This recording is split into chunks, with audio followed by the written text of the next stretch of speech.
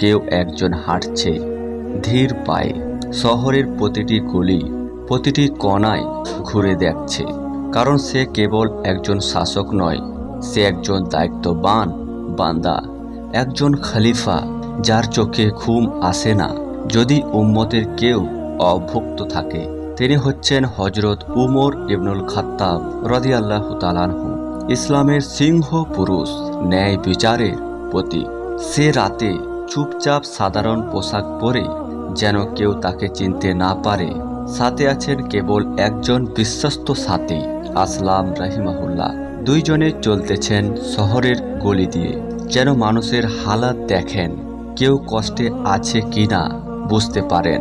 হঠাৎ একটি ঘরের দরজার পাশ দিয়ে যাওয়ার সময় তাদের কানে আসে ছোট্ট ছোট্ট বাচ্চার কান্না। কান্নাটা ছিল না স্বাভাবিক, এটা ছিল ক্ষুধার্ত, অনার্ত, খোদাই কাতর শিশুদের কেঁদে কেঁদে ঘুমিয়ে পড়ার মতো বেদনাদায়ক কান্না, বেদনাদায়ক শব্দ। উমর রাদিয়াল্লাহু তাআলা আনহু থেমে গেলেন, কান পেতে শুনলেন। এক মা বারবার বলছে, চুপ কর বাচ্চারা, এখনই রান্না হয়ে যাবে, একটু ধৈর্য ধরো। কিন্তু কণ্ঠে কোনো দৃঢ়তা ছিল না, ছিল অসহায়তা।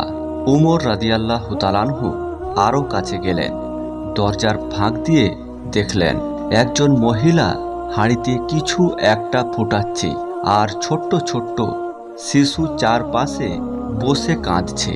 তিনি ধীরে ধীরে কণ্ঠে জিজ্ঞেস করলেন, হে মা, তুমি কি রান্না করছো? মহিলা বললেন, আল্লাহ জানে আমি কি রান্না করছি। ওমর রাদিয়াল্লাহু তাআলা আনহু বললেন, বাচ্চারা এত কাঁদছে কেন? মহিলা দুঃখিত ভারাক্রান্ত গলায় বললেন, ওরা ক্ষুধার্ত, অনেক দিন ভালো কিছু খায়নি, হাঁড়িতে শুধু কিছু পাথর ফুটাচ্ছি যাতে ওরা মনে করে খাবার রান্না হচ্ছে। আমি ভাবছি ওরা কান্না করতে করতে ঘুমিয়ে পড়বে। ওমর রাদিয়াল্লাহু তাআলা আনহু এর চোখে পানি চলে এলো। তিনি জিজ্ঞেস করলেন, তোমার কাছে খাবার নেই? মহিলা জানালেন, না, একেবারে কিছু নেই।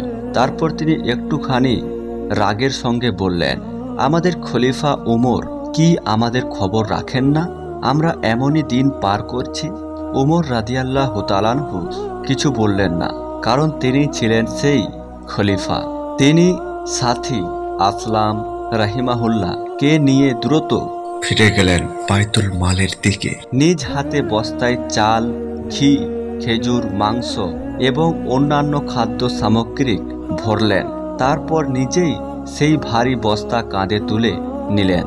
আসলাম রাহিমাহুল্লাহ বললেন, আমার প্রভু, আপনি খলিফা, আমাকে দিন, আমি বহন করব। উমর রাদিয়াল্লাহু তাআলা আনহু বললেন, না, কিয়ামতের দিন তুমি কি আমার বোঝা বহন করবে? আজ আমি নিজেই নিয়ে যাব। এই নারী ও তার বাচ্চাদের অভুক্ত রাখার জবাবদিহি আমাকেই দিতে হবে। উমর রাদিয়াল্লাহু তাআলা আনহু নিজ হাতে রান্না করলেন, হাঁড়িতে আগুন দিলেন। বাচ্চারা খাবার পেয়ে হাসছে, তাদের চোখে সেই ক্ষুধার কান্নার বদলে শান্তির আলো। মহিলা বললেন, আল্লাহ তোমার জন্য উত্তম প্রতিদান দিক, তুমি উমরের চেয়ে ভালো। উমর তো কখনো আমাদের খবরই নেয় না। উমর রাদিয়াল্লাহু তাআলা আনহু মুচকি হেসে বললেন, উমর যদি না জানে তবে দায়ী সেই, কিন্তু এখন থেকে ও জানবে। পরে তিনি নিজের পরিচয় প্রকাশ করলেন। সেই মহিলা তখন লজ্জিত হয়ে পড়লেন, কাঁদতে কাঁদতে ক্ষমা চাইতে লাগলেন। কিন্তু উমর রাদিয়াল্লাহু তাআলা আনহু বললেন, তুমি সঠিক বলেছ, আমি যদি আমার দায়িত্ব ঠিকভাবে পালন করতাম তাহলে তোমার এমন দিন দেখতে হতো না।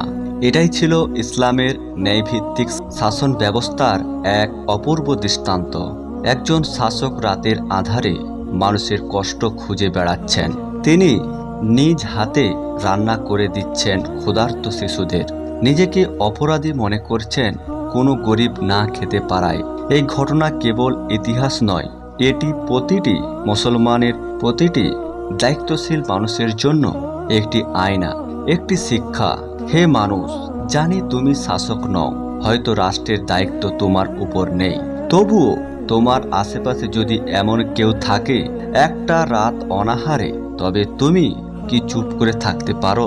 যদি সত্যিকার ইসলাম চাও যদি উমর রাদিয়াল্লাহু তাআলা আনহুর মতো সমাজ চাও, তবে আমরাও সেই পথে হাঁটতে হবে, করুণা, দায়িত্ব, ইনসাফ আর আত্মসমালোচনার পথে।